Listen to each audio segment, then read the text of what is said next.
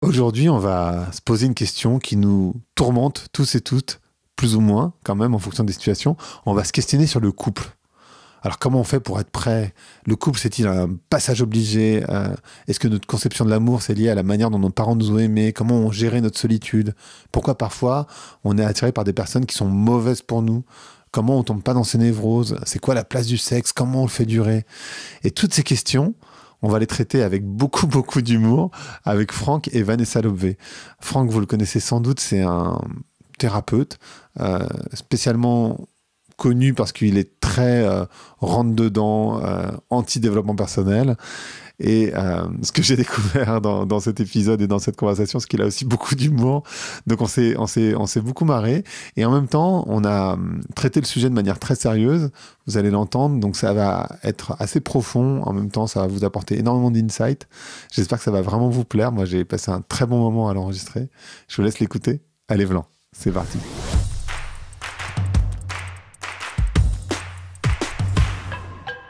Donc, bonjour à toutes et bonjour à tous. Bonjour Vanessa et Franck, comment ça va aujourd'hui? Bonjour Greg. Bonjour Greg, ça va bien. Bonjour tout le monde. Ça va bien. Bon, alors on est ravis. On va parler du couple ensemble. Ça tombe bien puisque vous êtes tous les deux. Et peut-être que la première question, c'est de se poser la question, est-ce que le couple, c'est un passage obligé d'abord? Moi, je crois pas. Enfin, pour moi, oui, mais je crois que pour les gens, pas forcément. Moi, je crois que c'est un passage obligé, ne serait-ce que pour se poser la question de est-ce que j'en ai vraiment envie? Au moins pour ça, tu vois. Après qu'on aboutisse à c'est pas trop mon truc, j'ai pas envie de vivre ça, ok, mais sans avoir fait l'expérience, ça me paraît un peu curieux. Donc ça pourrait rester un passage obligé, au moins dans le sens là, au moins pour dire j'aime pas. Ok, je comprends. Ou j'aime. Ou j'aime, après évidemment. Ou j'aime. C'est comme quand on fait goûter des trucs aux enfants. Faut au moins goûter pour dire si on aime ou on n'aime pas. Je dire, je pense. C'est ça. Ouais. Mais après, on peut aussi avoir eu des mauvaises expériences passées qui font que tu te dis que tu n'aimes pas, alors qu'en fait, parfois, tu n'as pas rencontré une personne avec laquelle ça fonctionnerait bien, non? Oui, mais... Oui, mais du coup, tu as eu l'expérience. Donc, c'est un passage obligé pour savoir si on veut ou on veut pas. Mais pour la suite, c'est vrai que du coup, c'est comme, on reprend la métaphore des légumes et des enfants, tu n'aimes pas la première fois, ça ne veut pas dire que quelques temps plus tard, tu n'auras pas changé tes idées à propos du goût, accepté d'autres goûts, etc. Après, on peut... Et c'est un classique, on peut toujours se servir de ce qu'on a vécu de douloureux pour se dire c'est le couple qui est douloureux, ou c'est les hommes qui sont douloureux, ou les femmes qui sont douloureux. C'est-à-dire qu'on peut généraliser notre vécu. Et en général, c'est des attitudes d'adolescent. Un adolescent, il fait une expérience et il se dit ah bah ça j'ai déjà fait, c'est mort. Un adulte pourrait se dire j'ai pas fait l'expérience, j'ai fait l'expérience avec un tel. Donc l'expérience avec un tel ne m'a pas plu, ce qui ne signifie rien de ce que serait l'expérience avec tel ou tel autre. Et alors, il y a une phrase sur votre site qui m'a interpellé, et vous dites travailler sur soi, c'est peut-être la meilleure manière de ne pas bouger. Et déjà, j'aimerais bien comprendre cette phrase. Et puis ensuite, vraiment, la question qui vient derrière, c'est comment on fait pour être prêt, entre guillemets, si tant est qu'on puisse l'être. C'est ta phrase. Hein. Ok, j'y vais. C'est une de tes phrases. Là, je la comprends, mais explique ce que tu veux pour dire. moi, si c'est le meilleur moyen de ne pas bouger que de travailler sur soi, c'est il y a plusieurs niveaux dans la réponse. Le premier truc, en fait, c'est déjà l'idée que travailler sur soi, c'est pour moi l'idée que il y a quelque chose qui tourne pas rond chez moi et que et je vais d'abord me considérer comme un problème. Je dis que travailler sur soi n'avance pas parce que si je pars avec comme énergie, comme postulat, ce que je suis ne convient pas et que je travaille là-dessus, c'est-à-dire que je nourris cette idée en énergie, en quête, en recherche, etc., il est rare que ça puisse aboutir à que je tombe en amour de moi alors que le moteur sous-jacent, ça soit ce que je suis ne convient pas. Déjà, il y a cet a priori. Mais après... on pourrait faire un podcast entier juste sur cette question, donc bon voilà. Bah vas-y, hein. Avance, moi ça me va. J'affleure le truc, mais il y a aussi un autre truc, c'est si ça n'aboutit pas, c'est parce que je ne sais plus ce que je veux dire. Ce qui n'aboutit pas, c'est que c'est pas quelque chose qu'on peut contrôler, je pense. Travailler sur soi veut dire changer, veut dire guérir, veut dire évoluer, alors que finalement, nous, on pense que c'est le temps qui passe, c'est les cycles, c'est les saisons, c'est la nature, c'est le vécu, c'est les expériences qui fait qu'on change et qu'on évolue. Il y a rien à faire pour changer, évoluer. Comme une plante pousse, nous, humains, on pousse, et il n'y a pas il y a rien à faire pour ça. Après, tu vois, on est convaincu que c'est intéressant de se poser des questions sur comment nous fonctionnons, mais que se poser des questions sur comment on fonctionne, qu'est-ce qu'on a mis en place, quels sont les enjeux conscients ou inconscients et qui nous mènent là où on est ok pour se poser les questions. Mais ensuite, chercher des stratégies pour réussir notre vie, là, on n'est plus d'accord. C'est à cet endroit-là, en fait, que ça s'arrête. C'est-à-dire chercher des stratégies pour tomber sur la bonne personne, pour faire le bon couple, pour que ça dure, parce que en fait, l'amour, c'est quand ça dure, ou quand c'est quand ça tombe sur des enfants, ou quand tout ça, en fait, tout ce qui après relève de la stratégie pour la route vers le bonheur, ça y est, on est plus d'accord. On ne considère pas en fait qu'il y ait moyen d'obtenir le bonheur d'une manière délibérée en cherchant à y aller. On est convaincu que le bonheur, ça soit plutôt d'accepter les hauts et les bas, les bons moments et les mauvais moments, les bonnes et les mauvaises expériences, et que d'accepter tout ça puisse nous donner une idée de ce que c'est que le bonheur, tu vois. Mais l'idée d'utiliser le travail sur soi, le développement personnel comme une méthode pour obtenir du bonheur, nous, ça nous donne plutôt la nausée qu'autre chose. Moi, je dois avouer que même rien que l'idée du bonheur est quand même un concept très étrange, quoi. Finalement, il est très subjectif à chacun, et puis c'est bien plus large que ce qu'on peut imaginer, à notre sens. C'est pour ça qu'il parle des hauts, des bas. On peut trouver du bonheur à notre nostalgie, à notre douleur, à notre dépression, enfin voilà, on peut trouver du bonheur dans le malheur, finalement. En fait, alors vous me dites si j'ai tort ou si je me trompe dans ma compréhension. De base, de base, j'ai tort. Ça, nous, a priori sur l'humain, c'est tout le monde sauf nous, donc payez-nous et on vous expliquera c'est quoi la vie. En fait, ce que j'allais dire, c'est notre conception de l'amour, elle est très liée à la manière dont nos parents, en particulier notre mère, nous a aimés. Et parfois, cet amour, il peut avoir été dysfonctionnel. Est-ce que ça, du coup, tu peux travailler dessus, entre guillemets, de dire peut-être que je sais pas si ma mère était violente, si ma mère et que je vais chercher ce genre de relation derrière, c'est peut-être pas idéal pour moi, même si c'est la traduction de l'amour dans mon inconscient. Donc ça, je peux bosser dessus. C'est ça ce que je comprends. Mais par contre, après, essayer d'optimiser pour atteindre une sorte de bonheur permanent, avoir une vie instagrammable permanente, ça c'est mort. C'est ça l'histoire ou je me trompe? Nous, on pense pas qu'on puisse travailler dessus, on pense juste qu'on peut prendre du recul dessus. On peut regarder ça différemment. On peut changer notre perception. On peut... C'est ça, c'est-à-dire que si tu veux, notre travail, il se fait en amont de ce que tu es en train de décrire. Bon, alors évidemment, sur la part qu'on a déjà nommée auparavant, c'est-à-dire la course au bonheur instagrammable, on est tombé d'accord, c'est pas notre cam. On n'y croit pas, en fait. Voilà, on n'y croit pas. On pense que la vie, elle est faite de hauts et de bas, et que si on connaît pas les bas, on connaît pas les hauts. Donc viser que des hauts est une sorte de non-sens. Et puis Instagram, c'est que ce qu'on voit de la vie de ceux qui Instagramisent leur vie. On voit pas Instagramisé. On ne voit pas toute leur vie, on ne voit que ce qu'ils veulent montrer de leur vie. Hein, donc faut pas oublier que c'est une vitrine.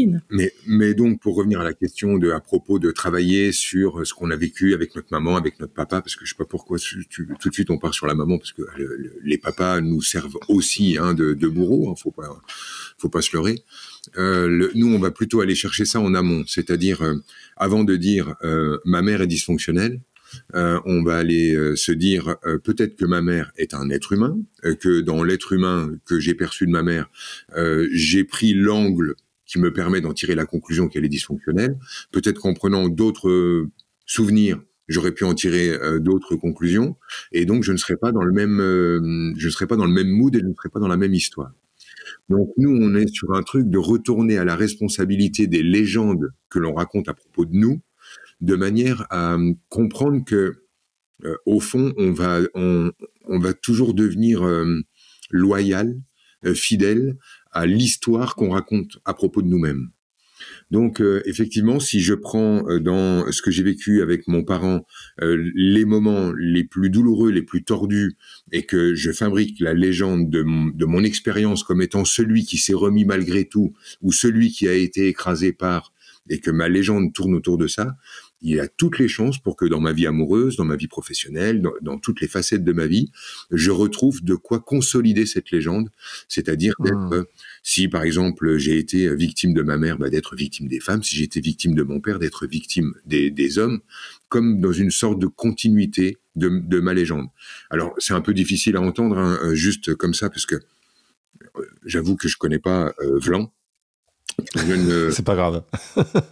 Non, enfin, mais je ne sais pas exactement comment ton public a l'habitude qu'on lui parle et comment il va réceptionner ça et à quel point il va pouvoir peut-être se servir de ce qu'on dit pour justement nourrir la part de victime ou d'incompréhension, etc. Mais nous, on va aller non pas travailler sur soi, mais travailler sur comment on a pris les choses et non pas comment les choses ont été. Ça fait un petit moment. C'est un travail de perception, en fait. C'est comment on voit, comment on a vu les choses. On peut changer notre perception. On peut, quand on sait qu'on peut même changer nos souvenirs, quoi, c'est quand même complètement fou. Oui, mais on va peut-être un peu loin. On va peut-être un peu loin. Mais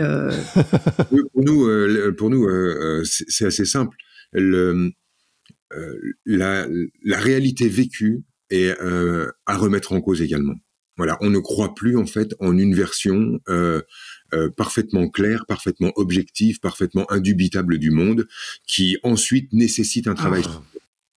Voilà, on pense que c'est plus complexe que ça, plus nuancé que ça, et on pense que notre réel pouvoir, le pouvoir des êtres humains, c'est sur le choix. On est convaincu de ce truc-là. Ça va, tu me rejoins là-dessus? Je rejoins là-dessus. C'est-à-dire que le pouvoir des humains pour nous, c'est le choix. Et de quel choix s'agit-il?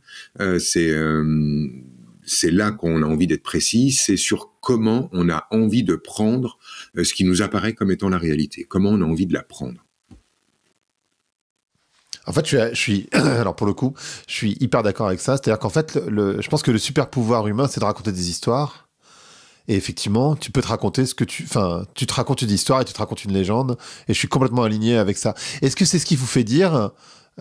C'est aussi sur le site et du coup ça m'a fait réagir qu'on a peur d'être démasqué. Est-ce que c'est en fait on a peur que l'autre démasque l'histoire qu'on se raconte parce que vous dites en fait la peur d'être démasqué, c'est ce qui crée de la solitude, et la solitude c'est vraiment un énorme problème de société aujourd'hui, lié aux réseaux sociaux, lié à plein de trucs évidemment, mais la réalité c'est que les jeunes sont de moins en moins en relation, ils ont de moins en moins de relations sexuelles, et les gens un peu plus vieux ils sont tout aussi seuls. Je pense que c'est très lié à la société individualiste, etc. Mais cette peur d'être démasqué, de quoi on a peur précisément? Qu'est-ce que vous voulez dire par là? Est-ce que c'est vraiment qu'on a peur que l'autre découvre nos propres légendes?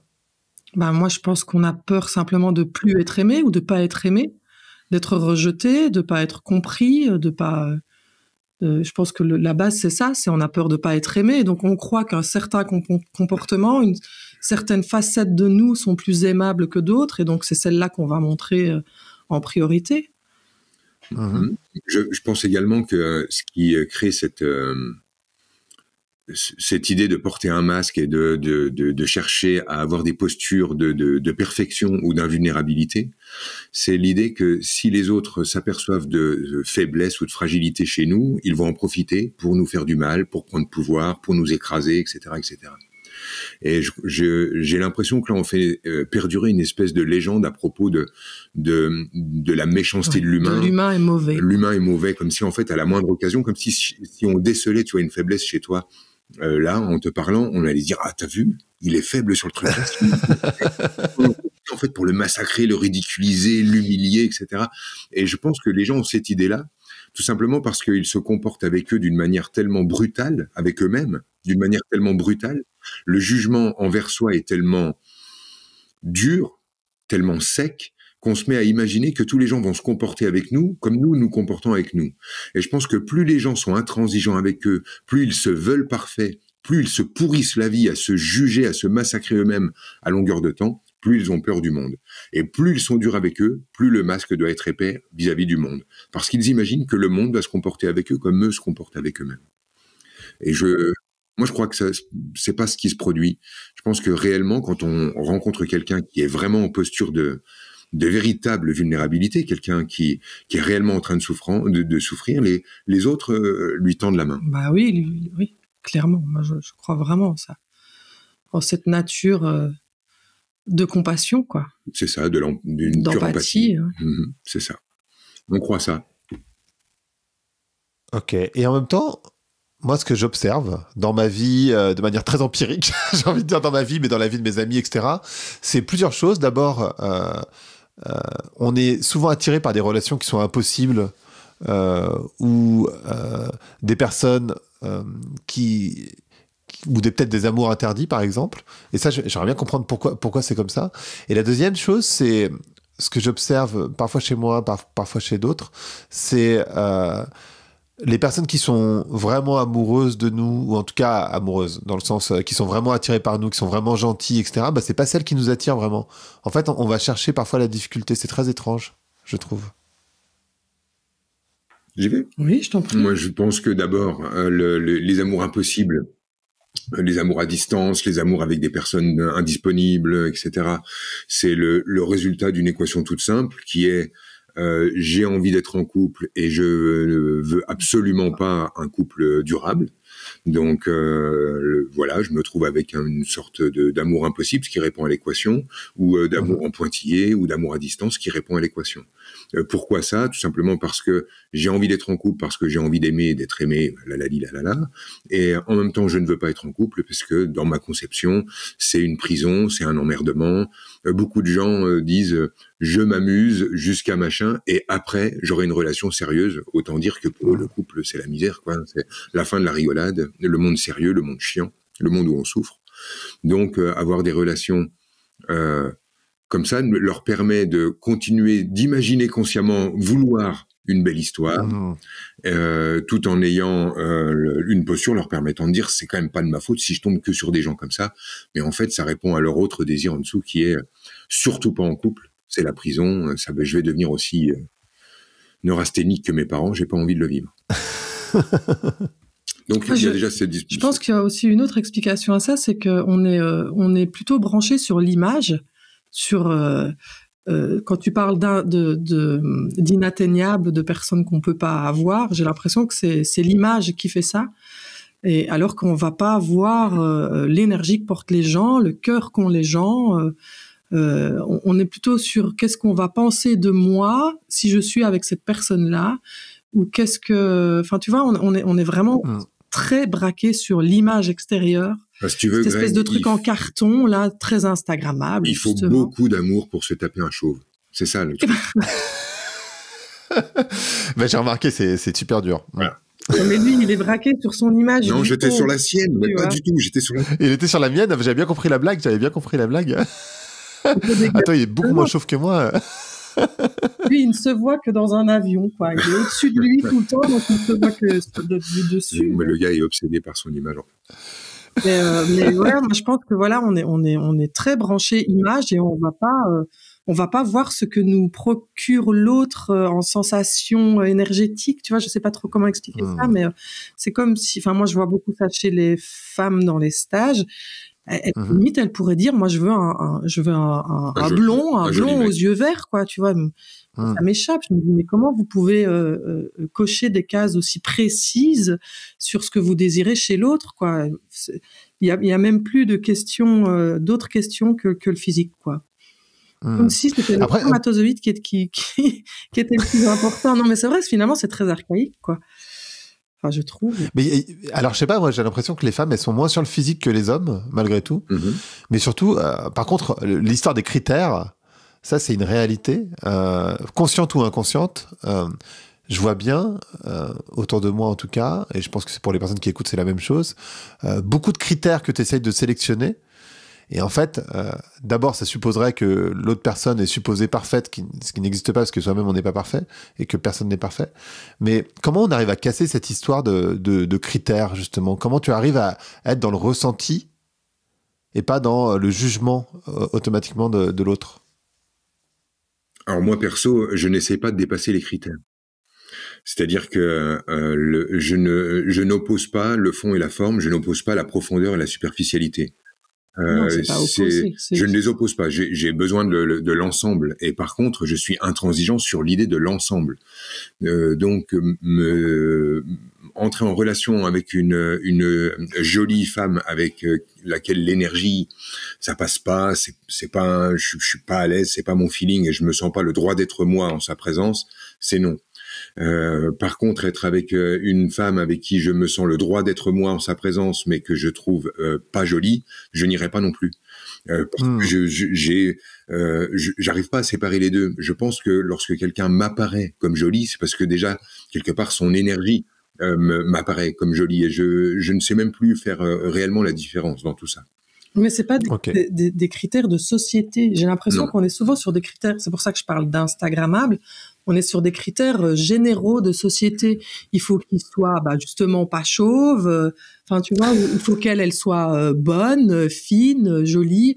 Alors qu'il y a bien d'autres critères qui nous sont propres à soi. C'est très personnel la beauté, quoi. Finalement, faut que l'autre apparaisse beau, faut pas qu'il apparaisse beau au monde, mais à toi. Oui, c'est ça. Et c'est une autre question que le physique. C'est pour ça que je parle de sensation. C'est qu'il y a aussi des sens. Il y a le toucher. Le toucher, pour moi, a été hyper important dans ma relation avec Franck, quoi. C'est en le touchant que je me suis perdue en lui. Tu vois, il y a un espèce de truc déjà, bien moi, plus... faut me toucher. Hein. Je me suis pas laissé... Je me suis comme ça... Il y a quelque chose de plus animal qu'intellectuel, à mon sens, quoi. Voilà. Mais c'est vrai qu'il y a beaucoup de critères qui sont... Pardon. Excuse-moi, je voulais pas te couper, mais sur l'idée de la perfection, on développe pas, mais pour te la faire courte, pour nous, c'est du fascisme pur et dur. On le voit dans les gens qu'on rencontre en stage et qui sont dans une quête de perfection. D'ailleurs, en général, c'est des gens de moins de 35 balais. Après, Dieu merci, ils abandonnent. Mais il y a un espèce de truc d'une violence inouïe, c'est-à-dire que ils se veulent parfaits. C'est imaginer qu'il faut vivre en déni permanent. Hein. Se vouloir parfait, c'est être dans une posture où on ne peut pas se regarder. C'est-à-dire qu'on ne peut pas savoir comment on fonctionne, quelles sont nos idées sous-jacentes, quelles sont nos intentions, les plus délétères, les plus moches, les plus animales, les plus... en fait, on est obligé de vivre dans un déni permanent. Donc, on doit quand même interpeller là-dessus. C'est pas personne n'est parfait et on va tendre à la perfection. C'est-à-dire que rien que tendre à la perfection, pour nous, est du fascisme. C'est déjà une erreur. Mais c'est d'une violence inouïe, quoi. On ne tend pas vers la perfection, on tend vers son humanité. C'est-à-dire, au contraire, renouer dans notre nuance, dans voilà, ce qui est beau, moche, grand, petit, etc. Finalement, plus on est complexe, plus on est humain. Plus on est humain. C'est ça. Et plus on veut être parfait, moins on est complexe, hein, puisqu'on n'est plus que la moitié de l'équation qualifiée de bien. Moi, il y a une phrase que j'utilise souvent, c'est la perfection, c'est lisse, et sur le lisse, tu glisses. Tu peux pas t'accrocher, en fait. Ça, c'est du Brise de Nice. Ah, t'as vu ? Je suis assez fier. Franchement. Mais Brise de Nice sans cheveux. Du coup. Ah oui, il faut que ça glisse. Oui, c'est ça. Alors, je n'étais pas allé jusque-là, pour le coup. Moi, justement, je dis, il faut que ça glisse pas, quoi. Il faut que tu puisses t'accrocher. Comment on fait pour connaître la personne avec qui on se met en couple ? Est-ce que c'est vraiment nécessaire de la connaître En fait, il y a vraiment cette question de je la teste pas, etc. Mauvaise note. Très mauvais point. C'est chaud. Ouais, je suis désolé. Alors évidemment, nous on est sur un truc tout simple, c'est que oui, bien sûr, c'est super important de connaître la personne avec qui on vit, mais c'est en vivant avec. Oui, mais c'est ça, on ne pourra pas ne pas la connaître au quotidien. C'est ça. Ah oui, non, mais là, je suis toujours dans le avant, effectivement. Ah ouais, non, dans le tu ne pourras avant. pas connaître avant de vivre avec, quoi. Ce sera que des idées, encore une fois. Ce sera qu'une perception, ce sera qu'une façon de regarder, alors qu'on a plein Nous, on de la façons connaît, de hein, regarder. l'histoire. On entre en relation avec quelqu'un et on se met à la regarder selon notre envie, notre poussée intérieure et hormonale de la baiser. Donc en fait, au départ, c'est simple, tu vas la regarder de manière à obtenir son cul, oui, c'est ça. Mais alors, comment on va l'obtenir? En allant cocher à quel point on est fait l'un pour l'autre. Donc, c'est on est amoureux. Mais t'es comme ça, mais t'as vécu ça, mais on est tellement pareil, mais c'est incroyable, mais j'ai l'impression de te connaître depuis toujours et machin. Et à la fin de la nuit, là, c'est bon, j'aurai tout validé et on se connaîtra assez pour s'offrir nos corps. Mais on n'est pas dupe. Quelques temps plus tard, on va changer notre angle de vue et aller chercher chez l'autre à quel point la perfection de la rencontre du début était un mensonge. Et écoute, nous, on simplifie le truc. Dans un humain, il y a tout. Il y a le pire et le meilleur. Et au début, on veut voir le meilleur. Ensuite, on va chercher le pire. Mais nous, on n'a pas envie d'être dupe de ça. On n'a pas envie de se raconter des histoires. Quand on rencontre un humain, on sait qu'il n'est ni bon ni mauvais. Il n'est pas meilleur ou pire que le précédent. La vraie question, c'est qu'est-ce que tu vas amener dans la relation? Et surtout, qu'est-ce que tu veux prouver en allant regarder qu'il soit le pire ou le meilleur? Qu'est-ce que tu cherches à te prouver? Qu'est-ce que tu attends de ce couple? Enfin, tu vois, si tu veux pas vraiment de durer dans ce couple-là, tu vas aller voir ce qui fonctionne pas pour justifier que tu as envie de quitter l'autre. Ça dépend de ton désir sous-jacent, j'ai l'impression. Ouais, si tu as envie que ça dure longtemps, enfin moi je sais qu'avec Franck, on a envie que ça dure toute notre vie, et donc du coup on va aller voir ce qui fait que ça fonctionne et ce qui fait qu'on reste partenaire dans notre relation, pas ce qui fait qu'on devient ennemi à un moment donné. Il n'y a pas ce souhait-là, tu vois. C'est ça. En fait, on cherche pas la merde. Et quand de la merde apparaît, elle est renvoyée à simplement l'autre est humain. Et non pas « Ah, voilà la vérité à propos de l'autre, il m'avait caché ça, en fait, elle me manipule. » Elle n'est pas surpris, en fait, de trouver de la merde dans un humain, tu vois, c'est logique. C'est ne pas en trouver, d'ailleurs, qui serait plutôt louche, à la limite, quoi, tu vois. C'est clair. Trouver des fonctionnements délétères, trouver de la jalousie, ou de la méchanceté, ou de la mesquinerie, ou de la radinerie, etc., nous paraît simplement être des signes d'humanité, c'est tout. Et on ne cherche pas des trucs qui seraient « Ah, non, s'il y a ça, il faut que je m'en aille, je ne peux pas vivre ça, mais je me prends pour qui? Je me prendrais pour qui à dire « Ah non, ça chez un humain, je ne peux pas le vivre. » Faudrait croire que nous, on est exempt de ces problèmes-là, de ces défauts, de ces fonctionnements. Non, ce serait une fois de plus vivre avec une main sur un œil, c'est-à-dire en déni. Non, on tombe sur un humain, donc il y a du beau, il y a du moins beau, on s'en fout, c'est pas le sujet, quoi. Vas-y, pardon. J'ajoute ça, finalement, on se dit aussi que c'est ce qui n'est pas beau qui nous demande véritablement de l'amour. Tu vois, ce qui est beau, a priori, et ce qui est magnifique, il n'y a pas de quoi aimer. Ça, c'est aimable d'office, naturellement, tu vois. C'est pas une question d'effort, mais c'est pas ça l'expression de l'amour. J'ai l'impression, moi, que c'est à chaque fois que je vois à quel point c'est un con et que je continue à l'aimer, que je ressens l'amour que j'ai pour lui. Sinon, le reste... C'est ça. Et moi, en fait, quand je me sens aimé dans le con que je suis, je me sens en sécurité. Si je me sens aimé pour ce qui va bien chez moi, ça veut dire que je dois passer mon temps à cacher ce qui va mal chez moi et de continuer de vivre avec une espèce de liste de c'est bien, c'est mal, qualité, défaut. Et je pense que cette liste, c'est ça qui massacre la plupart des auditeurs et des gens en général. Je vis avec une espèce de truc de ça c'est bien, ça c'est mal, ça j'y ai droit, ça j'y ai pas droit. Et comme on est des humains, on doit vivre en faisant semblant de pas être ce qu'on est. C'est horrible. Et dans ce cas-là, le couple devient super anxiogène parce que d'un seul coup, c'est un endroit dans lequel je dois me cacher. Alors si, dans mon quotidien, dans mon intime, je dois me planquer, où suis-je en sécurité, quoi? Nous, on veut faire un couple dans lequel on est vraiment en sécurité, c'est-à-dire dans lequel moi, j'ai le droit d'être le con que je suis et Vanessa a le droit d'être la merveille qu'elle est, parce qu'il n'y a pas de... On a bien cherché, il n'y a rien de... Attends, il n'y a rien, elle est parfaite. Loin de là. Et ça me fait penser ce que vous dites, tu sais, au début d'une relation, quand pour aller aux toilettes, c'est toute une histoire, en fait, parce que tu te caches. C'est ça. Alors que c'est complètement con, parce qu'en fait, évidemment, chaque humain va aux toilettes, a priori. Ouais. Mais n'empêche que t'en as honte. Toi, c'est très étrange. Mais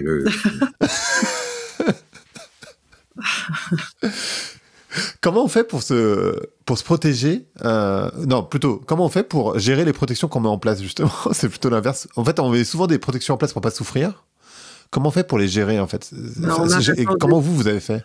En arrêtant de les gérer. Ça paraît con, mais c'est ça, c'est en arrêtant de contrôler ce qui peut arriver demain, étant donné qu'on peut pas le contrôler. On se protège contre un truc qu'on ne peut pas contrôler, tu vois. on n'a pas de bouclier efficace finalement contre la vie. C'est la vie, elle est pleine de surprises et on ne sait pas de quoi elle sera faite, donc autant l'accepter tout de suite. Ce qui est assez dingue avec le bouclier, ce qui est censé me protéger, c'est que non seulement ça ne me protège pas, c'est-à-dire que tous les gens qui se protègent continueront de dire « Ah bah tu vois, j'avais bien raison de me protéger, j'en ai pris ». Donc ils en ont pris plein la gueule, donc leur protection n'est pas efficace. Mais en plus, la protection va me permettre de ne pas ressentir l'amour de l'autre. Parce que quand je me protège de la souffrance que l'autre peut créer, je me protège de la douceur, la jouissance, du plaisir que l'autre peut créer. Parce que me protéger de la souffrance, c'est simplement me protéger de l'autre. Hein. Moi, j'ai coutume de dire que les armures ne sont pas filtrantes. C'est-à-dire que me protéger de la douleur, me protéger d'un chagrin d'amour, ça me protège de l'histoire d'amour qui va avec. Donc, c'est pas compliqué. Pour nous, la seule posture qui vaille, c'est de se dire, si la souffrance doit se pointer, ben on sera au rendez-vous. On va pas vivre comme des chiens, terrés dans notre coin, à dire ah non, si jamais j'ai un jour un chagrin d'amour ou si jamais j'ai mal, moi je veux pas avoir mal, je veux que du bien-être. Moi je suis dans le développement personnel, je veux du bien-être, je veux du mieux-être, je veux que des bonnes sensations, je veux regarder le positif en toute chose.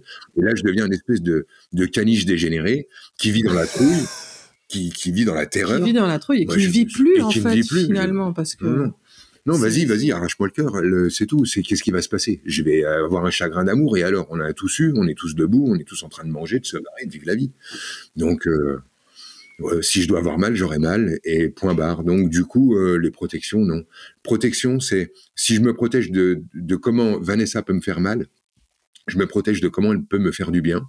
Et il y a plein de notions qui sont en dessous et complètement invisibles et je pense qu'on n'aura pas l'occasion de les développer tout de suite, si tu veux, Greg, mais un truc tout simple, c'est que j'ai remarqué que plus je donnais de pouvoir à l'autre, plus je me sentais bien et powerful dans ma vie. Moi, j'ai longtemps cherché à avoir du pouvoir. Ça se voit, ça crève les yeux. Il suffit de regarder un peu mes vidéos, machin. Je suis un homme qui aime le pouvoir. Et j'ai mal compris comment on l'obtenait parce que je suis souvent passé par prendre pouvoir ou avoir du pouvoir sur l'autre. Alors que j'ai remarqué aujourd'hui que lorsque je donne du pouvoir aux gens, et notamment à celle qui m'aime, donc quand je lui donne du pouvoir, c'est moi qui en gagne. J'ai de plus en plus de sécurité, de plus en plus d'espace d'expression dans ma vie. Et donner du pouvoir, ça signifie donner des outils à Vanessa pour qu'elle puisse me faire du mal. J'aurais précisé ce truc-là, comme ça on aura quand même un outil efficace. On parle souvent, tu sais, de la peur de la vulnérabilité. Tu nous parlais tout à l'heure de la peur d'être... Ouais, bien sûr. Et souvent, ce qui est mis en dessous, c'est j'ai peur d'être fragile en la présence de l'autre, j'ai peur de montrer mes failles, j'ai peur de montrer ma sensibilité, mais ça, c'est du bullshit. Montrer sa sensibilité, aujourd'hui, c'est merveilleux, c'est être un héros. Je veux dire, montrer sa sensibilité, c'est super. Tout le monde adore ça. Ouah, tu vois, l'autre, c'est super. C'est pas ça le danger. C'est valorisé, ouais. C'est valorisé. Et l'idée, c'est pas j'ai peur de montrer mes failles ou ma fragilité ou machin. Le vrai truc de montrer sa vulnérabilité et d'être vulnérable, c'est de donner des outils à l'autre pour qu'il puisse éventuellement s'en servir pour nous faire mal. C'est-à-dire, la véritable vulnérabilité, c'est montrer le con que je suis. C'est être capable de dire à Vanessa, par exemple, tiens, t'as vu ce matin, je t'ai parlé de ça, mais c'était juste pour que tu te sentes coupable. En fait, c'est une manip, juste pour que tu te sentes moins bien que moi, comme ça je me sens mieux. Et là, je suis en train de montrer le con que je suis. Quand je lui donne des outils comme ça, là, je suis vulnérable. C'est-à-dire que je suis vraiment en train de donner des outils à l'autre. Je suis pas dans une espèce de fausse posture de « Ah non, je dois cacher ma fragilité parce que tu comprends ma sensibilité. » Non, tout ça, c'est du bullshit. Le vrai truc... Et qu'est-ce que tu fais si Vanessa l'utilise, justement? Tu lui donnes des outils et elle les utilise contre toi? En fait, ce qui est génial, c'est que soit elle utilise le truc et je vois que son intention, c'est me faire mal, c'est parfaitement clair, soit en fait, elle n'utilise pas le truc et du simple fait de ne pas l'utiliser, elle me montre à quel point elle est capable de me prendre tel que je suis. Et c'est l'autre nom de l'amour. L'autre nom de l'amour, c'est prendre l'autre tel qu'il est. Et donc là, j'ai vraiment un outil lui permettant non seulement d'avoir du pouvoir sur moi, mais de pouvoir enfin m'aimer en renonçant à me faire mal. Et je trouve que... C'est l'inverse de la protection. C'est l'inverse de la protection. J'ouvre tout le truc et là, je dis à l'autre, bah voilà, maintenant, tu vois, la balle est dans ton camp. Puisque le truc est tout ouvert, c'est toi, en fait, c'est toi qui as le pouvoir. Et grâce à ça, je vais pouvoir me sentir aimé et je vais te donner l'occasion d'aimer. Ça change la donne et l'autre n'est plus traité en ennemi, si tu veux. Oui, parce que ce que t'as pas dit, je crois, enfin, j'ai pas tout écouté, mais ce que t'as pas dit, c'est que quand on sort avec un bouclier, Pardon. On est en train de dire à l'autre, tu es capable de me faire du mal et donc tu es capable d'être un agresseur, tu es capable d'être mon ennemi. En fait, on le place directement en ennemi et c'est tout l'inverse de ce qui est censé se passer dans un couple. Dans un couple, on est là parce qu'on a envie d'être là, parce qu'on a envie d'être avec l'autre quotidiennement et passer du temps avec lui. Et je dis pas parce qu'on l'aime, parce que c'est trop large et bon, bref, mais le placer en ennemi a priori, en se protégeant, bah, c'est quand même bizarre, tu vois. C'est même hyper agressif. C'est-à-dire que de traiter l'autre immédiatement comme je traitais mon ex, ou comme je traitais mon père, ou comme je traitais ma mère, c'est hyper agressif. En fait, l'autre n'a pas encore produit quoi que ce soit, on est déjà en train de se protéger de lui. Donc, il est une menace a priori. Donc, en fait, au fond, on sait qu'il a une intention délétère. Mais l'autre le ressent, ça. C'est quelque chose que l'autre... Bien sûr. Du coup, ça crée pas des basses scènes, en tout cas. C'est ça. Ça crée pas des basses scènes. Je crois que nous, on a résumé le truc comme ça, Greg. On vit de manière à ne pas faire chier l'autre. Je sais pas comment. C'est même l'inverse. On vit pour rendre l'autre heureux, quoi. Enfin, je sais pas. Moi, pour qu'il soit bien, on le met bien, tu vois. Donc, si on découvre un truc moche chez lui, on se jette pas dessus pour lui dire t'as vu, je savais. Et machin. Non, on a envie que l'autre se sente cool dans un truc cool où il est pas sous pression. Nous, on a envie d'être. Tu vois, ça. En fait, on fait. Enfin, moi, je sais pas. Je fais pour lui ce que je voudrais qu'il fasse pour moi, finalement, en dessous, quoi. Ça change la donne. C'est ça, hein, l'équation. Elle est toute simple, en fait. Puis voilà, c'est mon amour, donc je vais pas le prendre pour mon ennemi. Et quand je me prends à le faire parce qu'il y a encore des mécanismes qui sont là, je me le rappelle, je me dis hop, t'es en train de te protéger d'un truc qui n'est pas là. Il est là, il est là et il t'aime. Sinon, il serait pas là. Mais ce petit exercice, Vanessa, comment tu le fais ? C'est-à-dire, comment tu arrives à prendre le recul sur tes mécanismes ? Tu vois, parce qu'en fait, il y a une question. Je connais assez que pour connaître mes mécanismes. Et donc, quand ils apparaissent, parce que je peux pas encore les faire disparaître, tu vois, ils sont plus forts que nous, nos mécanismes. Quand ils apparaissent, je m'arrête 2 secondes et je me rappelle que c'est mon amour, que c'est pas mon ennemi. Et puis, on s'en fout, tu vois, on a le droit de merder. C'est-à-dire que ça nous arrive que le ressort émotionnel sous-jacent soit tellement tendu qu'effectivement, on part en couille, on part en vrille d'un seul coup, on sait pas pourquoi, le diable sort de sa boîte et on se met à réagir à une situation. Et donc, on peut réagir, mal réagir, aller trop loin, on s'en fout, on a la marche arrière. À tout moment, on peut dire, non mais attends, je prends le recul en prenant du recul, en m'arrêtant 2 secondes et en regardant ce qui vient de se passer. Ce que moi, j'ai engendré dedans, tu vois. Je vais pas continuer à alimenter ce que lui me fait, mais ce que moi, je suis en train de faire. C'est ça, je pense, la prise de recul. C'est se voir faire avec sincérité. Et pour revenir à ce que vous disiez au début, c'est aussi les histoires qu'on se raconte. Il y a tout le narratif qui va autour. Et aussi essayer de prendre le point de vue de l'autre, quoi, j'imagine. Exactement. Mais nous, on n'a plus envie, effectivement, dans notre narration, on n'a plus envie de se servir des gens qui nous aiment, donc papa, maman, mes frères et sœurs et mes ex. On n'a pas envie de se servir des gens qui nous aiment pour faire de nous des victimes qui s'en remettent malgré tout. Voilà, nous on a envie de jouer à un autre truc. Donc voilà, évidemment ces gens-là ont produit des trucs qui nous ont gonflés, forcément, c'est la vie, mais on n'est pas obligé. Mais ça remet pas en cause l'amour, quoi. Ouais, enfin, c'est ça, moi c'est ça qui me choque souvent quand on rencontre des gens en stage qui nous disent mon père m'a pas assez aimé ou ma mère m'a pas aimé comme je voulais qu'elle m'aime. Je remets ça simplement en cause, quoi. C'est une autre façon d'aimer, mais quand on est parent, on sait qu'on aime nos enfants, peut-être maladroitement, mais je ne remets pas l'amour en question, tu vois. Voilà. C'est ça qui se passe dans mon couple. Je ne remets pas son amour en question. Je ne me dis pas, il me veut du mal, comme on a tendance à le faire. C'est ça qui fait partir en couille la plupart des couples. On n'aime pas vivre dans la peur, tu vois. Imagine en fait que toutes les 5 minutes, le couple soit remis en cause avec des... C'était comme ça, on vit avec quoi, une valise sous le lit, prêt à se barrer au cas où. C'est quoi l'ambiance, tu vois. On peut encore parler. On glisse doucement vers le couple, mais juste avant, je voudrais vous poser une question, parce qu'on parlait tout à l'heure de la solitude, du fait de se rencontrer. Souvent, moi, je vois des personnes qui disent « mais je rencontre personne, c'est difficile, etc. » Donc, ils vont sur les apps de dating. Et je voulais avoir votre avis sur les apps de dating et en particulier la suroffre des apps de dating. Ah, toi, t'as les problèmes de riches, hein. Il a des suroffres. Lui. Bah, Moi, non, mais sur potentiel, Franck. Potentiel. Non, ouais, alors on n'est pas... on connaît pas trop. Moi, j'ai jamais passé été par ces sur endroits. ce genre de site. Mais moi, je crois que, en fait, c'est toujours mon point de regard, hein, mais je pense que ça change rien. C'est-à-dire que c'est exactement comme dans la vie. C'est une offre en plus, quoi. C'est ça, c'est une offre en plus, mais elle est déjà là. De devoir aller au café ou aller faire du sport et rencontrer des gens ou j'en sais rien. C'est ça. Pour nous, la question, on écrit sur le couple en ce moment et on est passé par se poser justement la question que tu es en train de nous poser à propos des rencontres, oui ou non, pourquoi ça se fait, pourquoi ça se fait pas. Et on conclut simplement que c'est une question de disponibilité. C'est-à-dire la disponibilité énergétique dans laquelle je me trouve, l'état d'esprit dans lequel je me trouve, jusqu'à quel point en fait je souhaite vivre ça, vivre une rencontre, à quel point je suis disponible à l'autre, ou à quel point je suis au fond dans une recherche de critères pour aboutir à une réussite absolue, ou qu'est-ce qu'on veut. Et je crois que c'est l'intention sous-jacente, la disponibilité dans laquelle on se trouve, qui manage qui apparaît devant moi ou qui n'apparaît pas devant moi, qu'est-ce que mon esprit va sélectionner ou non. Et voilà, pour nous, donc, appli ou pas appli, on est toujours dans le phénomène de la vie, c'est-à-dire tu vas trouver ce que tu attends, ce que tu espères, au fond. Tu espères inconsciemment. Si t'es pas en couple, si tu trouves personne, c'est que inconsciemment, il y a un désir de ne trouver personne. On part vraiment de ce postulat-là.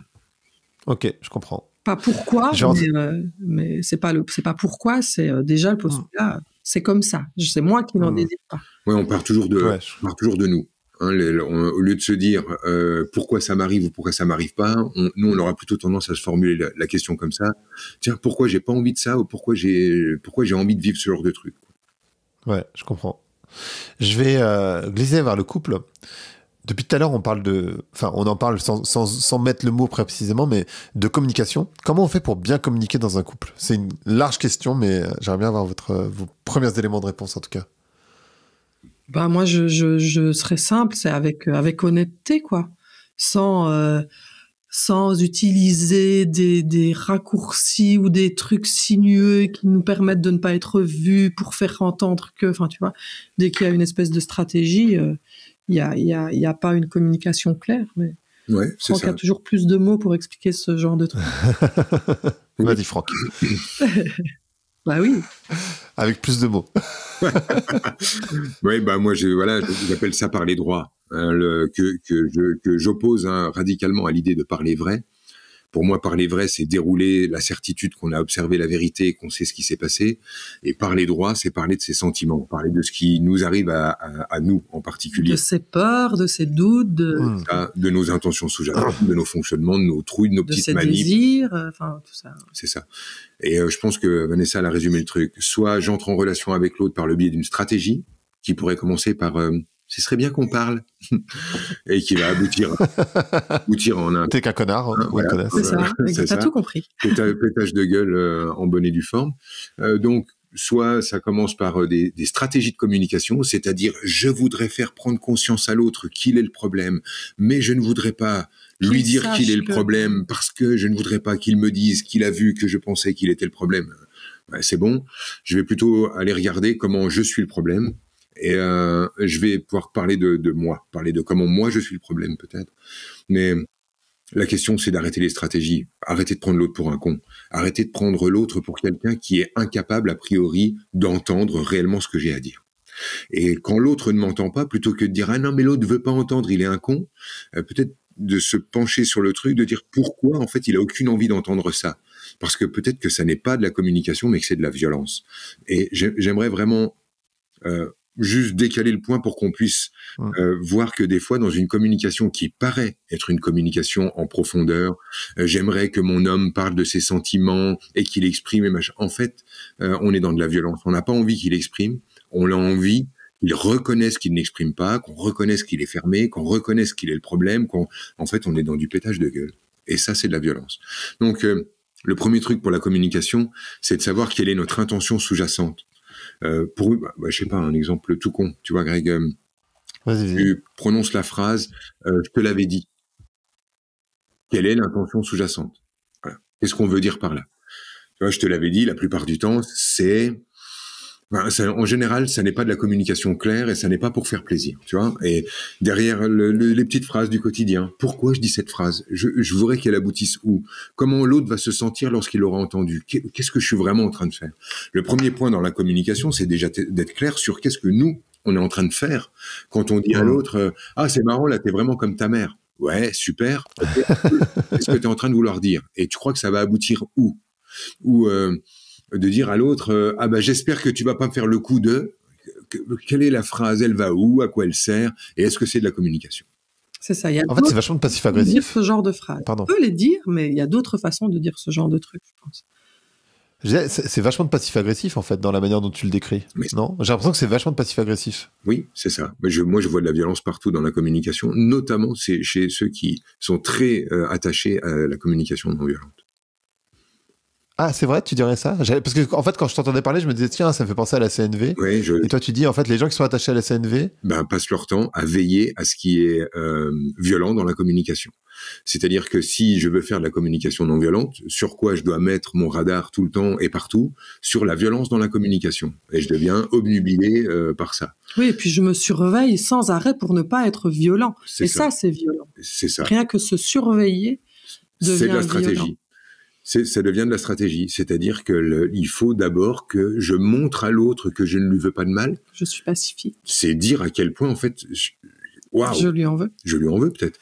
Je sais pas si tu vois ce que je veux dire. C'est-à-dire que si, totalement. Si dans la communication, je suis obligé de veiller à ce que l'autre sente que je ne lui veux pas de mal, c'est dire en fait que je suis obligé de surveiller mes intentions profondes comme si il y avait un diable qui allait en sortir. Normalement, j'ai pas besoin d'avoir une communication non violente avec ma femme, tout simplement parce que j'ai aucun désir de violence, quoi. Mais donc tu dois pas gérer la sensibilité de l'autre? Exactement, sûrement pas. C'est ça. Ok. C'est ça. J'entends. Je ne gère pas en fait ni la susceptibilité ni la sensibilité de l'autre. Je ne gère pas ça parce que je peux parler à ma femme sans filtre, sans réfléchir, parce que je ne lui veux pas de mal et parce qu'elle n'est pas sur un axe où elle cherche à voir si je serais pas en train de faire d'elle une victime. Potentiellement. C'est bon, quoi, on est sur un autre sujet. Cool. Je comprends. Un sujet qui m'intéresse beaucoup, en tout cas qui a tué un de mes premiers couples, en tout cas, c'est le mode de fonctionnement d'un couple. Et en fait, la question, c'est comment tu fais évoluer ce mode de fonctionnement? C'est-à-dire, moi, je l'ai vu au moins une fois, très fort. Tu vois, un couple où le mode relationnel, j'étais jeune, en tout cas, j'étais entre 20 et 27 ans. Et donc, du coup, tac. Et du coup, on n'arrivait pas, ni l'un ni l'autre d'ailleurs, à faire évoluer ce couple. Et du coup, ça s'est arrêté au bout de 7 ans. Voilà, ça c'est fini. Comment on fait pour faire ça, pour faire évoluer le mode de fonctionnement d'un couple? Alors, c'est vrai que tu vois pas ce que je veux dire? Si, mais je crois, mais comme je coupe la parole pour faire genre j'ai mieux compris, ça complique un peu. Je crois avoir compris que tu parlais des couples où on se sent le tour à tour au-dessus, puis en dessous, puis au-dessus, puis en dessous. Un espèce de truc où quand l'autre se sent mal, je me sens bien, quand je me sens mal, l'autre se sent bien, avec un jeu de pouvoir sous-jacent dont on n'arrive jamais vraiment à se dépêtrer, jusqu'à ce qu'on trouve cette clé qui est d'aimer avoir quelqu'un qui a du pouvoir à ses côtés. C'est-à-dire, on peut le prendre comme ça, si j'admire Vanessa, il se peut que, comme je l'admire, je lève la tête quand je la regarde et que du coup, j'ai l'impression qu'elle me domine ou qu'elle m'écrase. Et si je ne supporte pas l'idée qu'on me domine, si je supporte pas l'idée qu'on m'écrase, je vais très vite devoir la descendre de son piédestal pour arrêter de l'admirer. Le problème, c'est qu'une fois que je ne l'admirerai plus, j'aurai plus la sensation de l'aimer et hop, on refait une boucle. Donc, moi, je me mets à comprendre que c'est pas parce que j'ai l'impression que l'autre me domine que c'est son souhait. C'est-à-dire que quand je regarde Vanessa comme grande, du coup je me sens petit et c'est pas parce qu'elle veut que je sois petit, c'est parce que moi je la regarde comme grande. Et j'arrive à décorer. Et que tu aimes regarder l'autre comme étant grande. Et j'aime en fait qu'elle soit grande, donc j'aime être petit à ses côtés. Et tant qu'on n'est pas capable d'aimer être petit aux côtés de quelqu'un, en fait on peut pas vivre à côté de quelqu'un. Ça reste une bataille. Ça reste une lutte. Moi, j'aime me sentir petit à côté de ma meuf. Et se sentir petit, nul, tu sais, tous ces petits sentiments. Ouais, je vois très bien. Ouais. Me sentir pas à la hauteur, me sentir en carence, avoir l'impression que je cours derrière, avoir l'impression que j'ai pas le niveau. C'est des sensations en fait qui sont désagréables si on lutte contre et parfaitement agréables si on les accepte comme tels, c'est-à-dire au fond, l'autre a du pouvoir, parce qu'en fait, en ma présence, l'autre a du pouvoir, je lui donne du pouvoir, je lui donne de la force, je lui donne de la grandeur, et c'est pour ça qu'elle va se sentir bien, épanouie, en place, et qu'elle sera heureuse d'être là. Et moi, en fait, je confonds pas ce truc-là, c'est pas parce que je regarde l'autre comme grand que c'est lui qui fait de moi un petit. Faut arrêter ça. C'est vraiment hyper Ça, c'est important. une clé importante à capter. Et ça me touche d'autant plus que c'est toi qui le dis, Franck, en l'occurrence, parce que chez mes copines qui sont très smart, qui réussissent vraiment leur vie, etc., réussissent au sens, tu vois, Oui, 20e siècle, c'est-à-dire d'accumulation, etc., enfin, peu importe, mais tu vois, qui sont puissantes, en fait, et ben, à chaque fois, elles tombent sur des mecs à qui ça pose un problème, en réalité. C'est-à-dire que il y a encore un bon gros patriarcat qui est bien en place, et en fait il y a beaucoup de mecs qui aiment pas que la femme elle réussisse. Ils peuvent dire ah ouais moi j'aime bien, mais en fait pas trop en réalité, et ça c'est aussi un truc alors c'est parce qu'il y a un autre volet à ce que je suis en train de dire, c'est que Vanessa étant non pas étant une femme forte, étant une femme indépendante, elle n'a pas besoin de faire preuve de force et preuve d'indépendance. Pour moi, tous les gens qui font des démonstrations d'autonomie, des démonstrations d'indépendance et des démonstrations de force sont les gens qui font l'inverse. Sinon, la démonstration n'aurait pas lieu. Et du coup, Vanessa, elle est capable de faire la même chose avec moi. C'est-à-dire qu'elle est capable de me voir comme grand, comme puissant. Elle est capable de me regarder avec admiration, en comprenant que c'est pas parce qu'elle est en train de lever la tête que c'est moi qui l'écrase. Que c'est pas parce qu'elle me trouve grand que c'est moi qui la rends petite. Et que admirer un homme ne la rend pas minable, ne fait pas d'elle une espèce de bobonne sans conséquence. Justement, elle n'a pas cette forme de misogynie qui est que une femme veut absolument montrer qu'elle est forte parce qu'elle pense qu'une femme qui admire est une femme faible. Ça, c'est de la misogynie, et non. On trouve que, en fait, la force, au contraire, c'est d'être capable d'être faible à côté de quelqu'un. Ça, c'est de la force. Savoir admirer quelqu'un, savoir mettre quelqu'un au-dessus de soi, ça demande de la force. Péter la gueule de tout le monde pour dire moi je suis au-dessus, je domine le monde, personne ne m'attend, je suis autonome, je suis indépendant et je suis au-dessus, ça demande pas de la force, ça demande que de la peur. Vanessa, oui, toi ton expérience par rapport aux femmes puissantes, tu dirais quoi? Enfin ton expérience de femme, je veux dire, tout simplement. Je sais pas trop, je dirais que j'ai pas besoin de prouver ou de démontrer que je suis forte et puissante par ma réussite sociale ou par je sais quel biais, tu vois, il y a un espèce de truc comme ça. Je sais pas si je me gourre, mais j'ai l'impression de m'en foutre un peu, tu vois. En fait, je me sens puissante dans mon couple, je me sens puissante dans mon couple dans le sens où je sais pas trop comment expliquer ça, je suis désolée. Mais dans tes couples passés, par exemple, t'as pas eu des situations où... Pardon, dans tes couples passés, t'as pas eu des situations où des mecs ont pas apprécié que justement tu sois une femme puissante et qui du coup ont arrêté la relation? Moi, c'est ce que j'observe beaucoup autour de moi, c'est pour ça que je posais la question. Non, je crois pas. J'ai pas eu ce genre d'expérience. Non, c'est plutôt... Mais c'est parce que justement, à mon avis, enfin, c'est pas une femme puissante comme tu l'entends. C'est-à-dire que elle n'est pas entrée dans les relations en disant j'ai pas besoin de toi. Parce que souvent, c'est ce qui se cache en dessous de l'idée de la femme puissante. C'est elle entre dans la relation en disant j'ai pas besoin de toi. Et nous, là, je parle pour deux, mais ce serait vraiment bien qu'effectivement on ait ton son de cloche parce que tu connais le patriarcat et les hommes blancs de bientôt 50 ans. Mais en fait, je m'en fous un peu, tu vois. Je dois avouer que si j'ai la sensation de ce patriarcat et de l'autre qui est plus powerful que moi ou machin, bah j'y fais pas gaffe, je m'en fous un peu, tu vois. Je ne surveille pas. En fait, il y a pas ce truc de surveillance si lui est au-dessus ou moi en dessous ou moi. Il y a pas cette surveillance là. Oui, on n'est pas dans ce game. Je sais vraiment pas comment expliquer ça d'autre. Je comprends. Tu vois, je me fous du rôle de la femme à la maison. Je fais à manger parce que d'ailleurs, je fais à manger parce que je considère que je fais mieux à manger que lui, simplement, et que j'ai envie qu'on soit bien nourris parce que pour moi c'est important. Que lui ça allait pas, tu vois. Mais si je me retrouve pas à avoir peur du rôle de la bobonne à la maison. En fait, j'aime ce rôle et je surveille pas s'il est bien pour moi ou mal, ou si c'est lui qui me le donne ou me force, ou j'en sais rien. Voilà, je m'en fous, je fais ce qui me fait plaisir. Ce que j'aime faire, et puis quand ça me fait pas plaisir, je lui demande, et puis il est toujours là dispo. Enfin, tu vois, il y a pas cette espèce d'enjeu D'un autre côté, je produis ce que j'ai à produire sans rentrer dans le modèle de l'homme qui doit partir chasser pour ramener le je m'en tape, je m'en fous. En fait, je fais aussi ce que j'aime, et quand j'ai pas envie, je le fais pas. Ouais, c'est ça. On est sur des trucs de base comme ça, mais si tu veux, là où on en était, qui est intéressant à capter, c'est que on n'a pas peur d'avoir besoin de l'autre. Moi, j'ai besoin de ça, j'en ai vraiment besoin pour plein d'espaces dans ma vie, qui vont de ce qu'il y a dans ma gamelle à de ce qu'il y a dans mon cœur. C'est vraiment très grand, tu vois. Et j'ai pas peur d'avoir besoin de l'autre, et elle n'a pas peur d'avoir besoin de moi.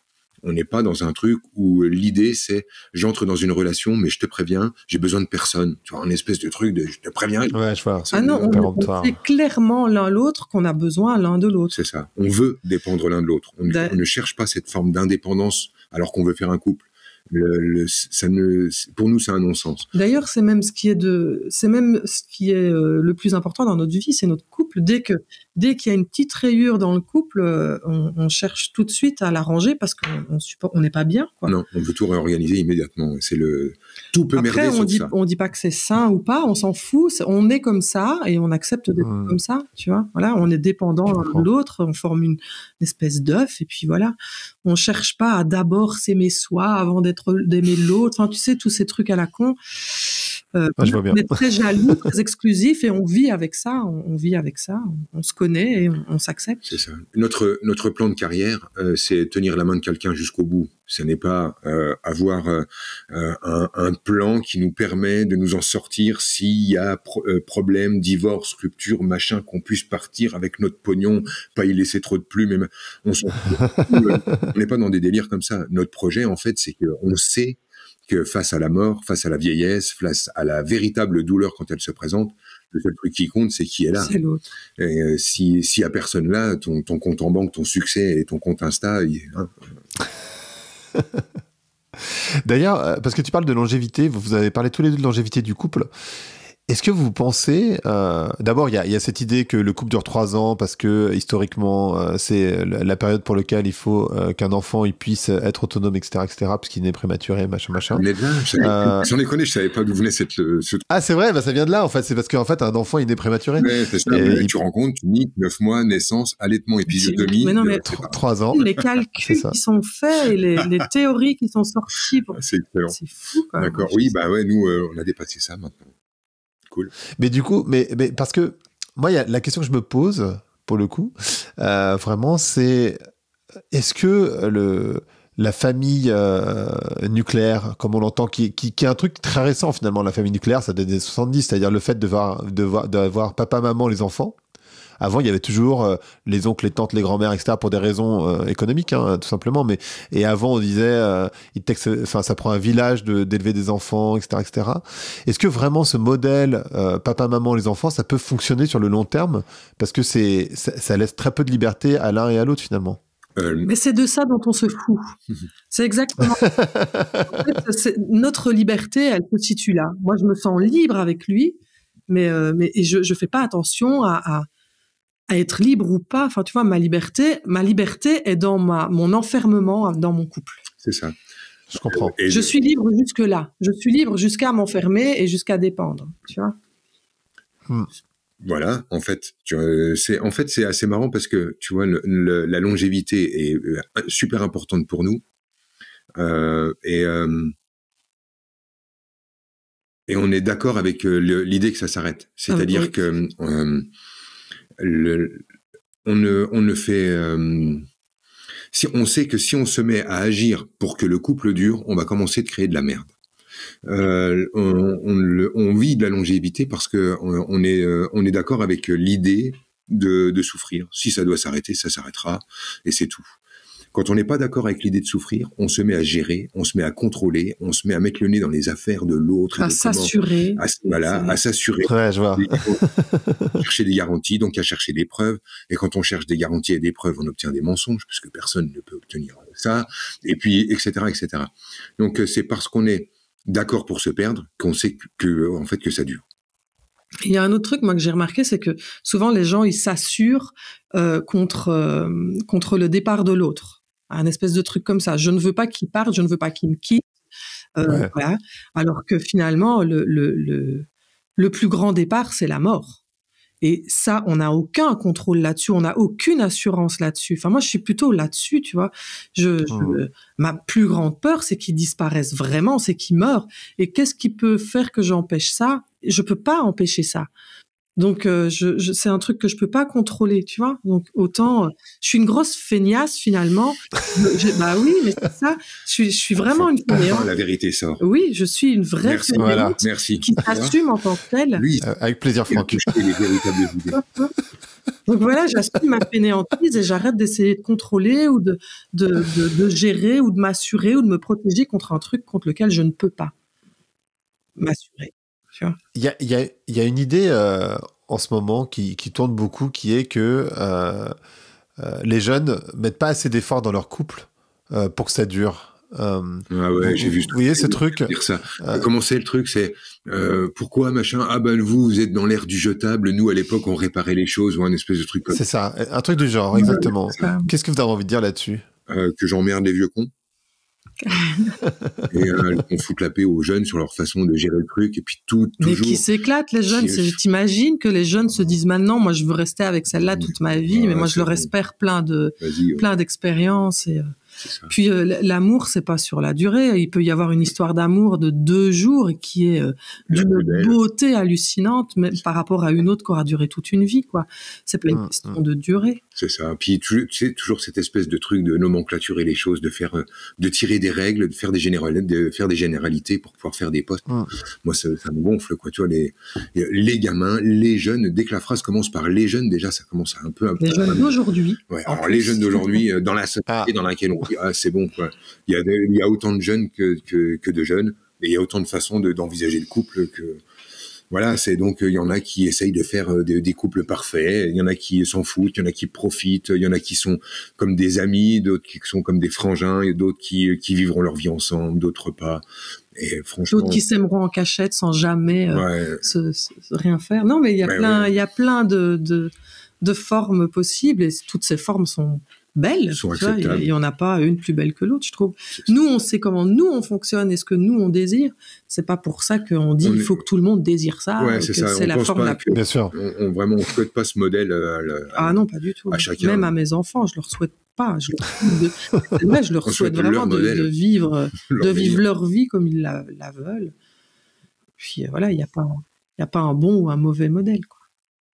Je comprends. Ça fait 1 heure qu'on parle, mais néanmoins, si vous avez le temps, j'aimerais bien vous parler de sexe. Parce que le sexe et le désir, en particulier, dans le couple, c'est un vrai sujet. Alors, au début, le sexe, en général, ça se passe bien. Pas toujours.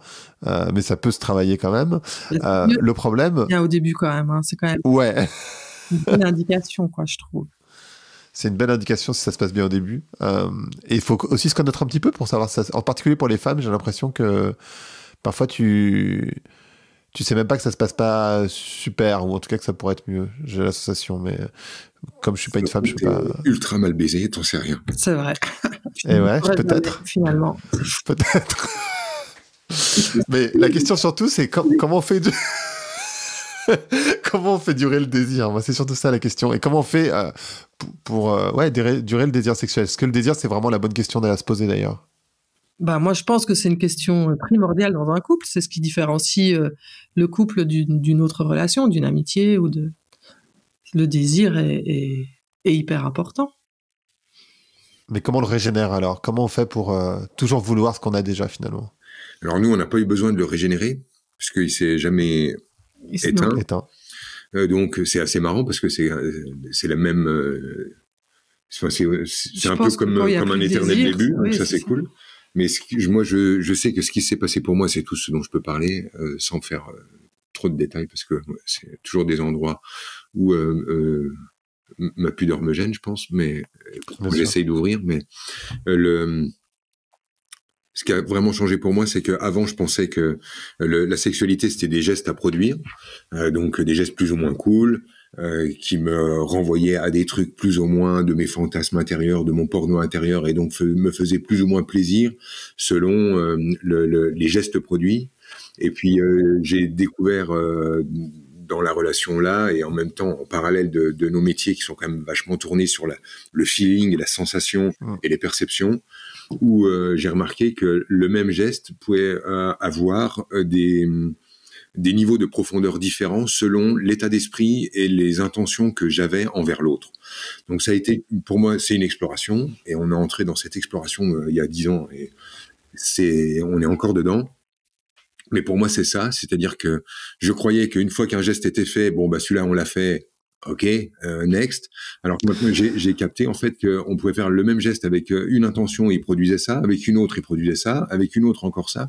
Et à un certain moment, il produit ça, à un autre moment, il produit encore autre chose. Et que du coup, en fait, le même geste peut être fait 10 000 fois sans jamais aboutir au même résultat. Et alors, du coup, quand tu vois le nombre de gestes qu'on a et la profondeur des intentions sous-jacentes possibles, on est face à une exploration qui infini, quoi.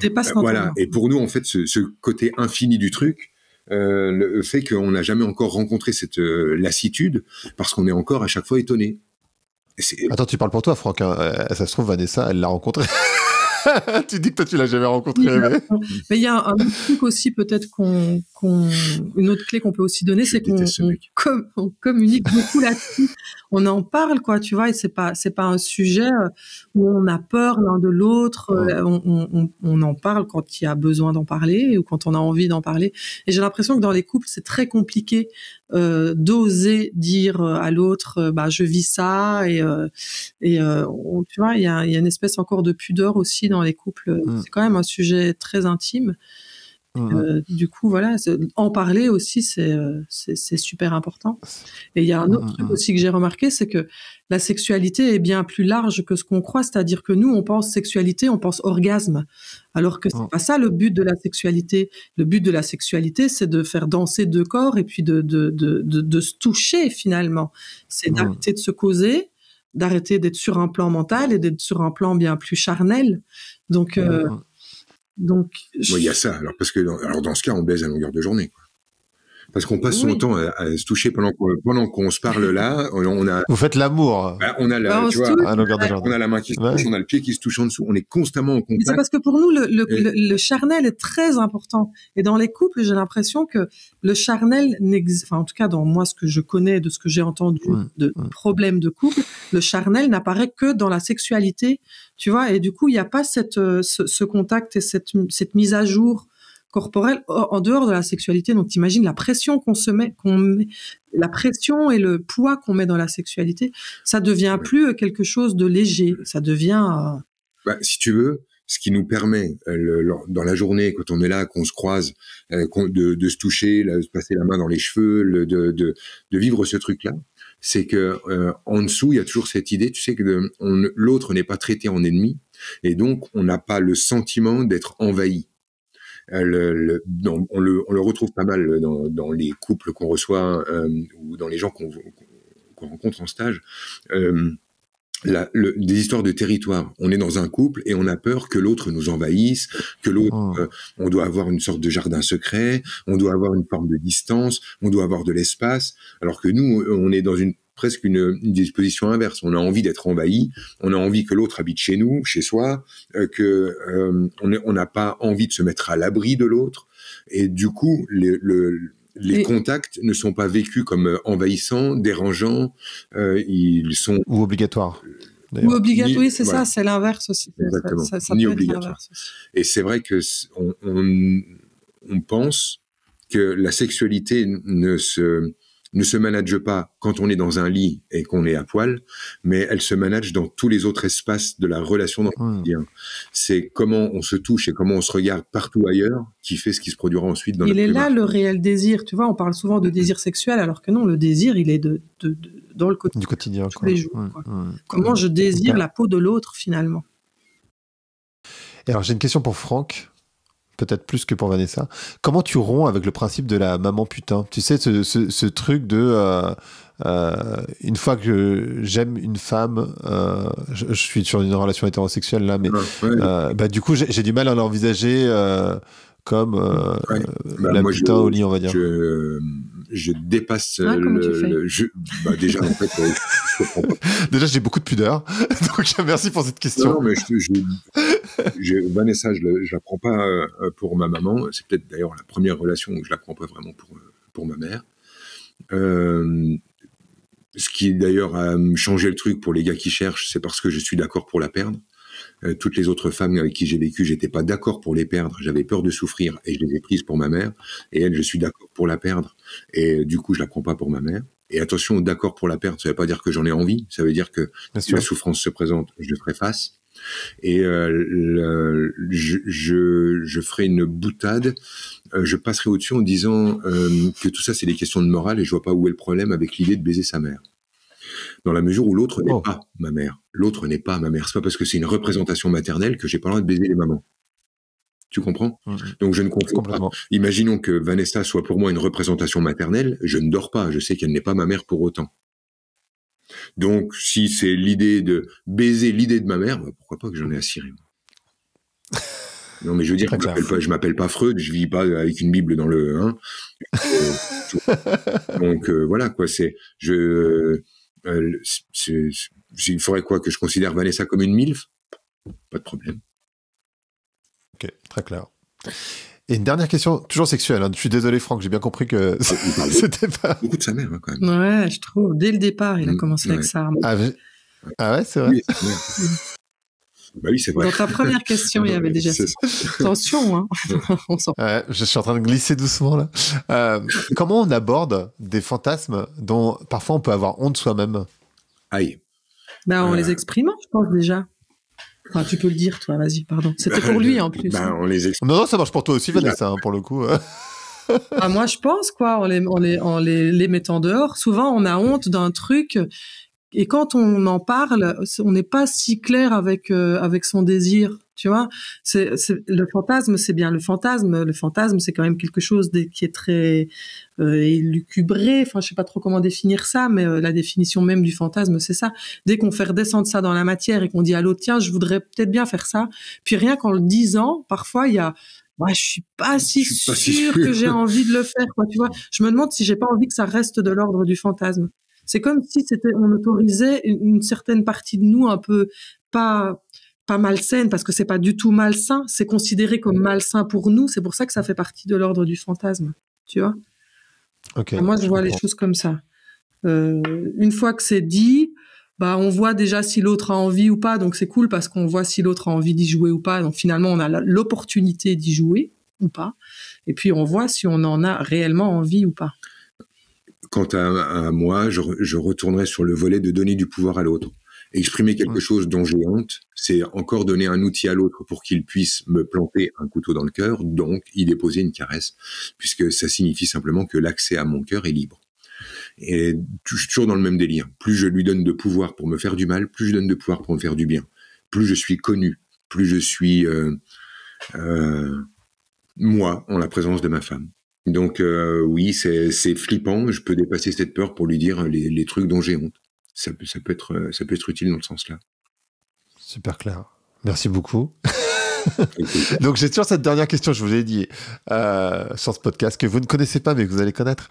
Le podcast s'appelle Vlan. Donc je veux savoir à quoi vous voulez ouvrir et où claquer la porte. Et où? Donc soit on ouvre, et où? Soit tu ouvres, soit tu fermes, soit tu fermes et tu ouvres, comme tu veux. Enfin, comme vous voulez d'ailleurs. Bah, personnellement ou pour tout le monde en général, on s'en fout en fait. Ah non, logiquement c'est toi qui claque ou qui ouvre. Moi, j'ouvrirais bien au printemps, c'est le jour du printemps aujourd'hui, et donc à la surprise, j'ai envie de dire ça. Mais comment t'es trop forte! Voilà, je ouvre au printemps et à la surprise parce que j'aime bien les surprises, même si elles font un peu peur.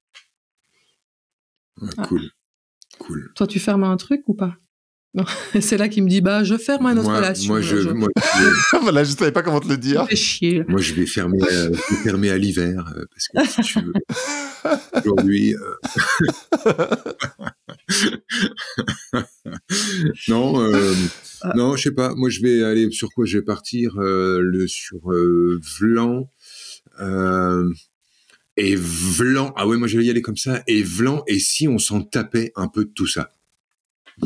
On arrêtait en fait d'être là avec le nez dans notre vomi à regarder, il y a un morceau de ça, voilà ce qu'on m'a fait, voilà ce qu'on m'a dit, et si on passait à un espèce de truc où on arrête on laisse ça derrière, on arrête un petit peu là de jouer à l'explorateur, de surjouer, qu'est-ce qui va m'arriver, et si on pourrait se détendre un peu là, vas-y, viens, on vit le truc et après on verra.